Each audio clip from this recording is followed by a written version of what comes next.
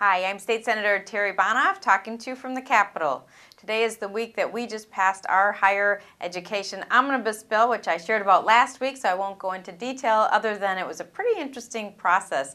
Lots of give and take. The Republicans, the Democrats, they didn't all agree on any of the issues, so it was interesting to watch people vote not in a partisan way, but really just how they thought and felt, and at the end of the day, I was very proud of the bill that we came forward with.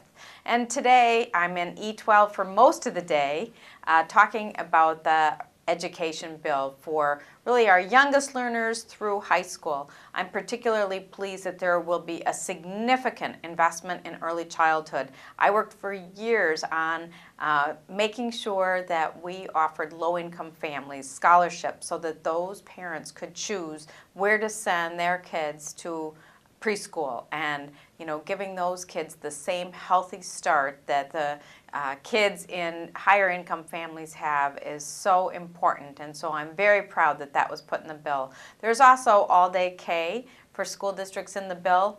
I think that's great, but again, I think the greatest return is directing our resources towards the even earlier, and so I offered a provision in that bill which was accepted to increase our investment in home visiting for 18 months through 4 years old, and so I'm actually going the other direction, making sure we get to those families where they need it as early as possible. One thing that we did add to the all-day K provision that made me feel a little more at peace about it was that we said if school districts at their discretion want to use those funds for programming for 3- and 4-year-olds, they can.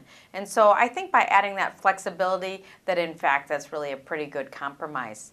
I just left the floor where we voted on a pretty tough issue, an issue around radiation therapy services. Right now there's a moratorium that says that we can't expand and have more services for radiation providers.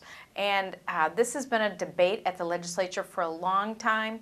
I stood up on the floor and talked about that it really was not something I supported, and in particular I spoke of the new facility in Plymouth. We've got this beautiful, beautiful new facility that's got a 24-hour emergency room, and it's going to have the breast center. I'm not sure if it's operating yet or not, the breast cancer center.